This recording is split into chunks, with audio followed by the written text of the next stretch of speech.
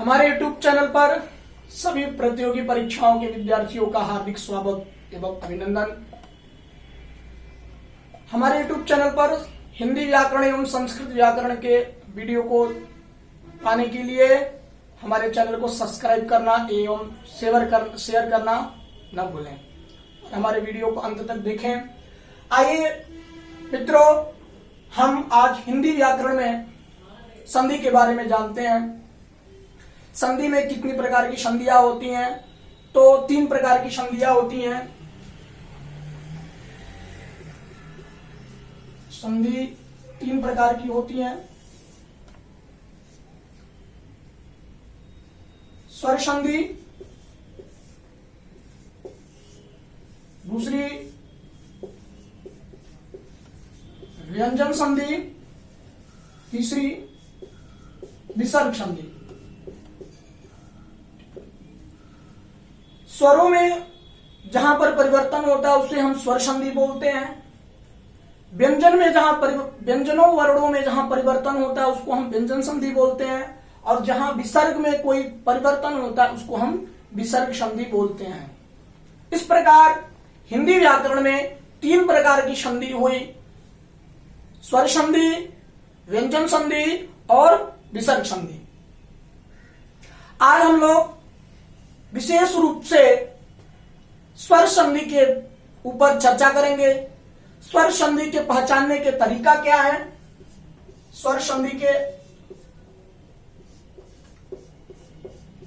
पहचानने के तरीके, स्वर संधि की परिभाषा, स्वर संधि के उदाहरण, एग्जाम्पल, और स्वर संधि के विग्रह, विक्षेप।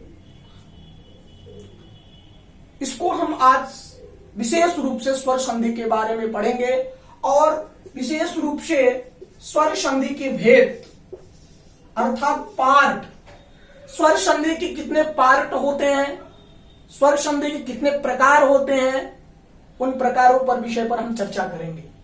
ठीक, तो अब हम सर्वप्रथम हमने बोला कि पहचानने के तरीके, स्वर संधि को हम कैसे पहचाने। हम किसी भी परीक्षा को जब देने जाते हैं तो उस परीक्षा में स्वर संधि से, हिंदी व्याकरण संबंधी स्वर संधि से 1 न 1, 2, 3, 4 क्वेश्चन आ ही जाते हैं।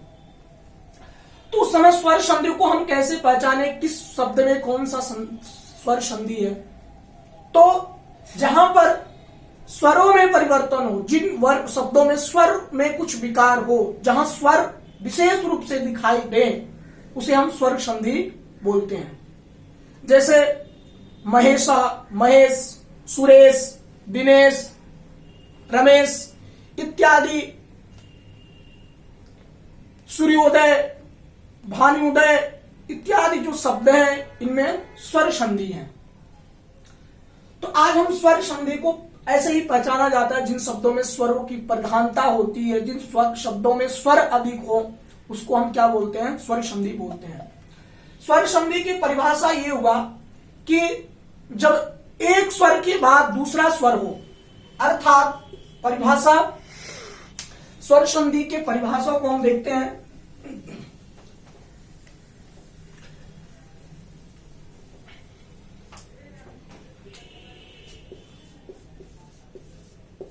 स्वर संधि के परिभाषा, स्वर संधि की परिभाषा ये हुआ कि जहां पर एक स्वर के बाद दूसरा स्वर आवे और उन दोनों स्वरों में कोई परिवर्तन हो, उसको हम क्या बोलते हैं? स्वर संधि बोलते हैं। जैसे ये आ है, ये स्वर हुआ, इसके बाद में ई है, ये भी स्वर में आता है। इन दोनों के स्थान पर परिवर्तन क्या होता है? ए होता है। इसलिए ये क्या है? स्वर संधि है। अर्थात जहां पर स्वर, एक स्वर के बाद दूसरा स्वर आवे उसको हम क्या बोलते हैं? स्वर बोलते हैं। ठीक, जैसे ये आ और अ, ये भी स्वर और ये भी स्वर, इन दोनों को स्वर को मिला आ हो गया, इसलिए स्वरों में परिवर्तन हुआ, इसलिए ये क्या है, स्वर संधि है। दूसरा ई आ, यहां पर ई स्वर है, बाद में अ स्वर है, इस दोनों स्वरों में ई के स्थान पर क्या हो जाता है, य हो जाता है, तो इसलिए जो य बना, यह किस संधि का उदाहरण है, स्वर संधि का उदाहरण है। ठीक, कहने का मतलब ये हुआ कि स्वर संधि उसे कहते हैं जहां पर एक स्वर के बाद दूसरा स्वर आवे और उन दोनों स्वरों में मिलकर कोई परिवर्तन हो, तो उसको हम स्वर संधि बोलते हैं। अब हम देखते हैं स्वर संधि के प्रकार, स्वर संधि के भेद, पार्ट। स्वर संधि के भेद, कितने प्रकार के स्वर संधि के भेद होते हैं? पहला दीर्घ संधि,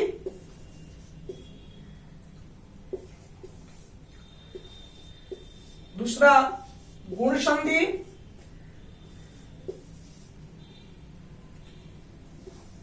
वृद्धि संधि,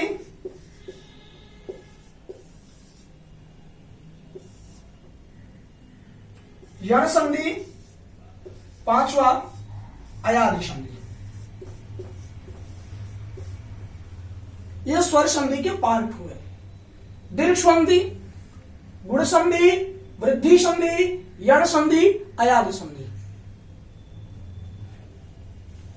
इसका मतलब जब दो स्वर मिलकर दीर्घ रूप धारण कर लेते हैं वहां पर दीर्घ संधि हो जाता है, अर्थात एक पहला वाला स्वर और दूसरा वाला स्वर जब दीर्घ के रूप को धारण कर लेते हैं जिन शब्दों में, उनको हम क्या बोलते हैं, दीर्घ संधि बोलते हैं।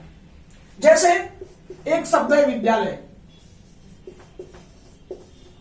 इस शब्द में एक क्या हुआ, विद्या प्लस आलय, इसका आ और ये अ, इन दोनों शब्द मिलकर आ का रूप धारण कर लिए, इसलिए विद्यालय में कौन सी संधि है, दीर्घ संधि है। दूसरा उदाहरण देख लेते हैं, कविंद्र, कविंद्र, इसमें दीर्घ संधि क्योंकि ये कवि प्लस इंद्र, इसका कवि का जो ई है और इंद्र का जो ई है, इस स्वर के बाद ये दूसरा स्वर आया तो ये दोनों स्वर मिलकर दीर्घ का रूप धारण कर लिए, तो बना क्या, कविंद्र। क्या बना, कविंद्र। इसलिए कविंद्र में स्वर संधि का पार्ट जो दीर्घ संधि है वह है कविंद्र में। ठीक, जहां पर दो स्वर मिलकर दीर्घ का रूप धारण कर लेते हैं उसको हम दीर्घ संधि बोलते हैं। दूसरी संधि गुण संधि होती है। दूसरी संधि कौन संधि होती है, गुण संधि होती है। गुण संधि का पहचानने का तरीका यह होता है, जिस शब्दों में सामान्यतः प्रायः ए, ओ और अर हो, ए, ओ, अर हो, उसको हम क्या बोलते हैं, गुण संधि बोलते हैं। जैसे एग्जाम्पल, महेश सूर्योदय देवर्षि। इस सूर्योदय में ऊप हुआ इसलिए ये गुण संधि का उदाहरण है। महेशा में ए परिवर्तन हुआ स्वर में इसलिए ये गुण संधि का उदाहरण है, और देवर्षि में अर का परिवर्तन हुआ, अर हुआ, इसलिए ये क्या है, गुण संधि का उदाहरण है। अब इसको हम विशेष रूप से देखते हैं। जैसे महा प्लस ईश, इस आ और ई इन दोनों के स्थान पर ई आदेश हो गया, तो क्या बन गया, महेश। इसलिए महेश में कौन सी संधि का उदाहरण है, यह गुण संधि का उदाहरण है। दूसरा जो संधि है सूर्योदय, सूर्य प्लस उदय, इस अ और उ के स्थान पर क्या हो गया, ओ हो गया, तो क्या बन गया, सूर्योदय। इसलिए और देवर्षि में क्या हुआ, देव प्लस ऋषि। अब यहां पर जो देव में आकार है और ये री, इन दोनों के स्थान पर अर हो गया और क्या बना, देवर्षि। इसलिए देवर्षि में कौन संधि का उदाहरण है, गुण संधि का उदाहरण है। कहने का तात्पर्य हुआ कि जिन शब्दों में ए हो, ओ हो और अर हो, वह गुण प्रायः गुण संधि का उदाहरण होता है, उसे हम गुण संधि बोलते हैं। वृद्धि संधि को हम देख लेते हैं मित्रों। वृद्धि संधि होता है जहां पर जिस शब्दों में आई हो, औ हो और आर हो, उसको हम क्या बोलते हैं, वृद्धि बोलते हैं, वृद्धि संधि बोलते हैं।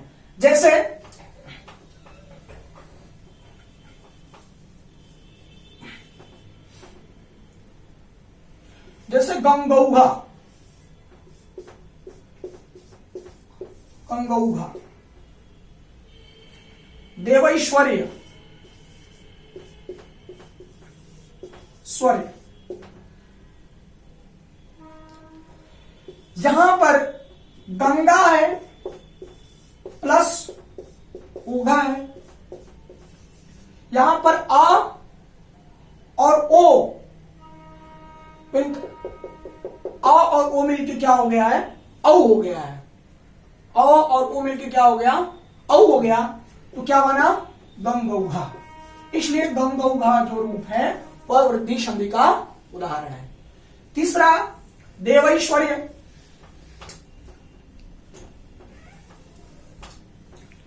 देव प्लस ऐश्वर्य,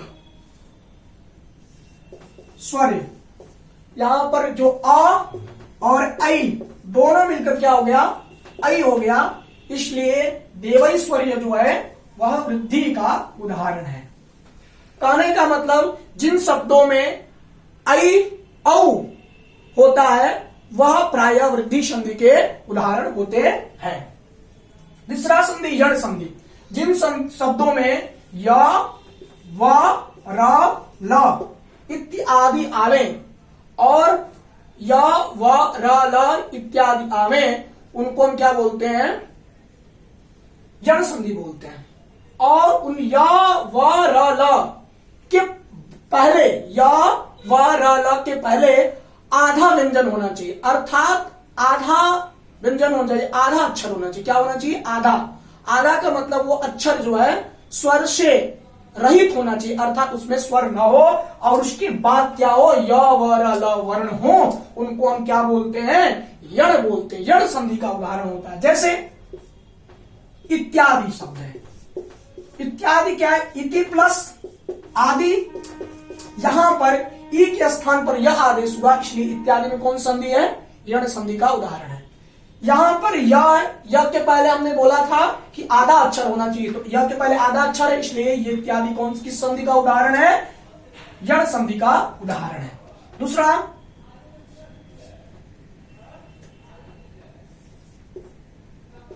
मध्वरी। यहां पर मधु प्लस अरि, ये संधि विच्छेद हुआ और यहां पर ऊ के स्थान पर वह आदेश हुआ। हमने बोला कि व के पहले क्या होना चाहिए, आधा अक्षर हो, या व र ल के पहले यदि आधा अक्षर हो तो प्रायः वो क्या होता है, वो यण संधि का उदाहरण होता है।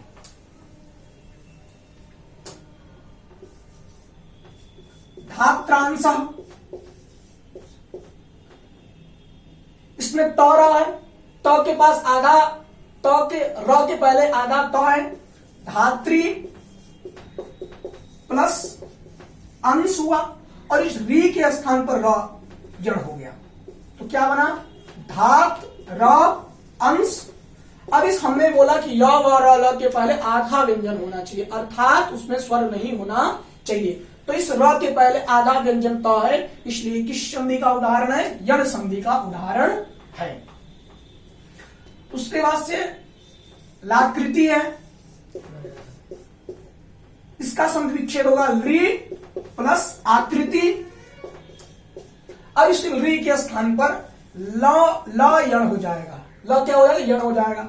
आकृति क्या हो जाएगा, ल यण हो जाएगा, तो क्या बन जाएगा, लकृति, अर्थात जिन शब्दों में य और ल हो और प्रायः अधिकतर उनके पहले य और ल के पहले यदि क्या हो, आधा व्यंजन हो, आधा व्यंजन हो अर्थात वो लंगड़ा हो, क आधा हो, ऐसा हो आधा हो, ऐसा त आधा हो, तो वह जो है प्रायः यण संधि के उदाहरण होते हैं।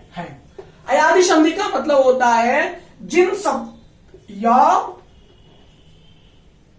व इनके पहले क्या हो, अ हो, आ हो, या व के पहले अ हो, आ हो, तो प्रायः वह अयादि संधि के उदाहरण होते हैं।